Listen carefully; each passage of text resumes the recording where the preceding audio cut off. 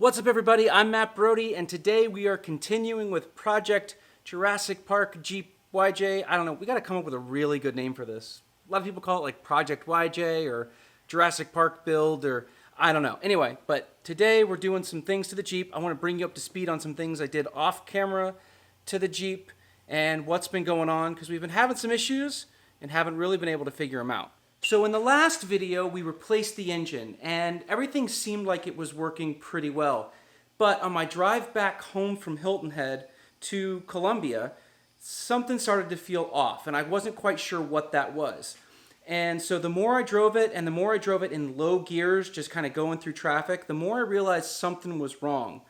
And so I took it to a mechanic. They had it for like 2 weeks. They couldn't figure out what was wrong with it. They were thinking something was physically wrong with the engine and that we were going to have to replace the engine again. But I called Beeve, and Beeve basically over the phone said, no, try this. And so that solution was to put in a new throttle position sensor. So I put in the new throttle position sensor while I was at the auto parts store. I got an airflow filter as well that someone from one of the forums suggested.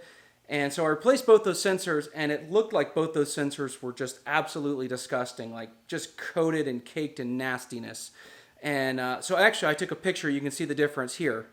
Replaced the sensor, and now it's like 70, 80% better. It was having a weird issue where in going forward in a low gear, and as soon as you got to about 2,000 RPM, the Jeep would start jumping, like da-da-da-da-da-da-da, right? Almost like you were driving and smashing the brake at the same time. But it wasn't the brake that was doing it, it was the engine that was causing it to sputter like that. That is almost resolved. It still does a little bit. It only does it when it gets maybe closer to like 3,000 RPM. And if you're moving pretty quickly, you know, gunning it, you can't feel it at all. But if you're just idly going through, once you hit that, it still kind of shudders a little bit, but not nearly as bad as it did. So I've been working on that issue. And then had some other things that we wanted to deal with. And then I found out I had a headlight that was out. So today we're replacing the headlights. So to change the light, it's a fairly easy process. It just takes a screwdriver and a couple of screws to unmount the actual headlight. You take that headlight out, you put the new headlight in. Theoretically, it shouldn't be that complicated. Now to start, we'll just unplug the light. There we go, just like that. And then there are just 4 screws to take out here. Now I've been trying to get in the habit of cleaning all the parts like this when I take them off, just so that when I put everything back together, it's as clean as possible. Just makes me feel good. But anyway, you can kind of see, could use a little bit of a cleaning behind here. So all I'm going to do is spray it down with Nonsense, which is a product from Chemical Guys. And then after I do that, I'm going to spray the whole thing down with VO7, which is basically a sealant kind of protectant. The next step is taking out the bracket that holds the actual light in. And for that, there's 4 screws, 2 up top and 2 on the bottom.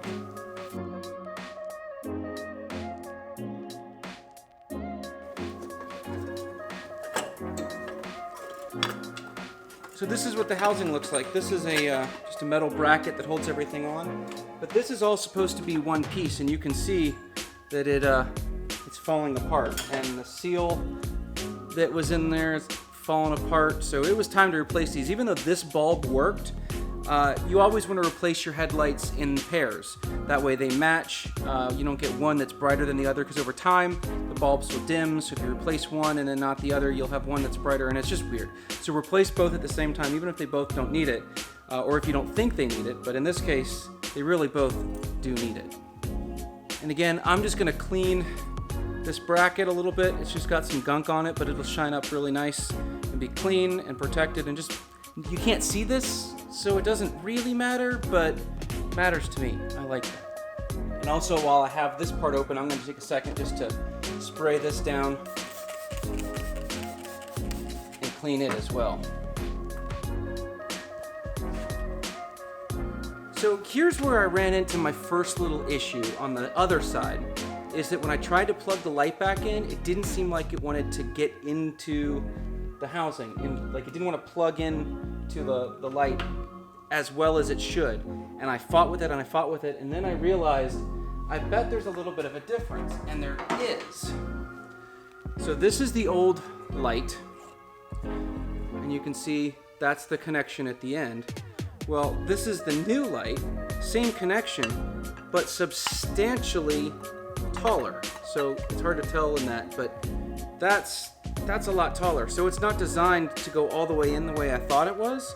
And so I fought with it and I fought with it, and then I realized you're not supposed to fight with it. If it's that hard to do, something's wrong. And so anyway, it's only supposed to go in about half of that versus all of that. I don't know if that's a difference in the light since they've been manufacturing them or what, or if it's different, same brand, just maybe different level. Anyway, so watch out for that.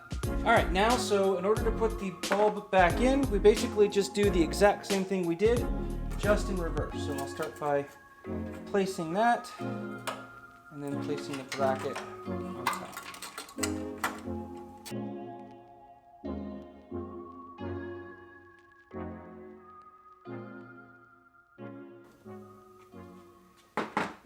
All right, so the light is now remounted. We just got to plug it in and turn it on.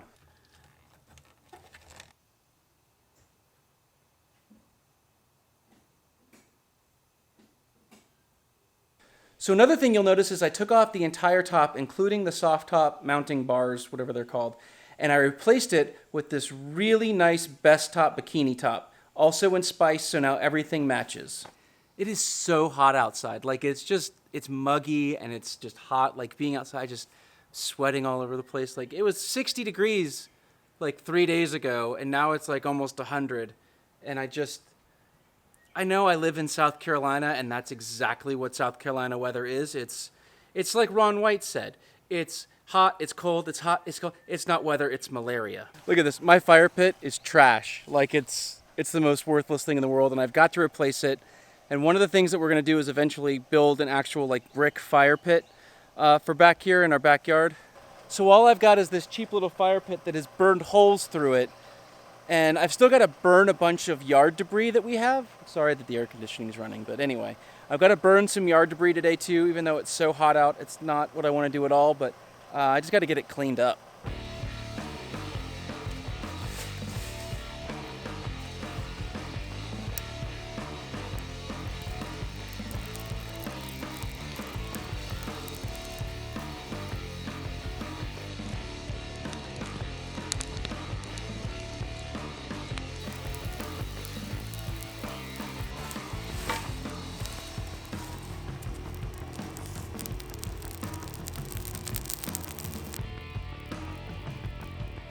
What is it about fire that is just so awesome to watch it burn stuff? Not like a pyromaniac or anything, but it's just watching fires cool. All right, I don't know if you can see this, it's soaked. I've only been out here for like 10 minutes, and I burned 2 of the 3 leaf piles, and this is something that only bald guys will understand. But so yesterday I was out covering an event, and I had to wear a hat because, don't want to get sunburned. Well, I wasn't wearing one of my fitted hats. I was wearing one of the hats with like the adjustable strap in the back, leaving the little triangle in the back. But when you have a camera and you got to bring your camera up, the brim gets in the way, so you end up turning the hat around backwards and not realizing it. I gave myself a nice little hat area sunburn right there where the back of the hat where the strap goes. So yeah, bald people problems. So I got all my chores done, and what I forgot to mention is today is actually Father's Day, which is a nice day, and I'm blessed enough that my family thinks that's important enough to treat me nice. But I was doing all the chores that I wanted to do, and then we came over to my in-laws' house, and so that's where we are now. They just got a brand new dog.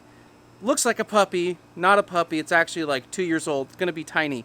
But anyway, so the kids are enjoying playing with the puppy. We're over here. We're going to have a nice family dinner. And I don't know what else we're going to do, but you get to ride along. Oh, and before I forget, if you haven't already, please subscribe to the channel because it helps out a lot. Hit that like button and go ahead and hit that little notification bell of freedom so that you can get notified of whenever there's a new episode and get all the updates on the Jeep and all the other shenanigans that I'm going to get into.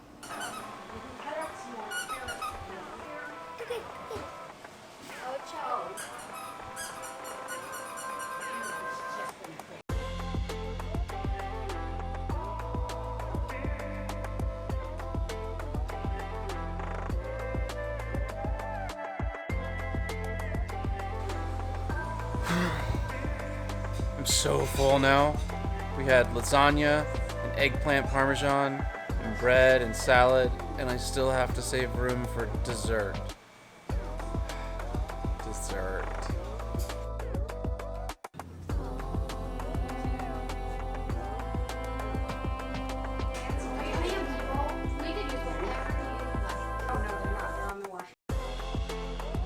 So for dessert, we are having Nana cake. It's called Nana cake because it was what my grandmother used to make for all of our big family gathering desserts and things like that. So there's a whole video I think we did on this, and I'll link it up here, or maybe there. Anyway, it's the best dessert ever. And any of my family members who are watching this, tough. That's all mine. Allie actually made this for me for the most part. Like 90% of it she did. She's carrying on the family tradition of Nana cake, and it makes me so happy. It's an awesome Father's Day gift. Thank you, Allie B. All right, well, that's pretty much going to do it for today. Thanks for following along. Again, if you haven't already, please hit the subscribe button. It helps out the channel a lot. Go ahead and mash that like button, hit the notification bell so you get notified of when there's the next episode. Anyway, have a good one. God bless, and we'll see you soon.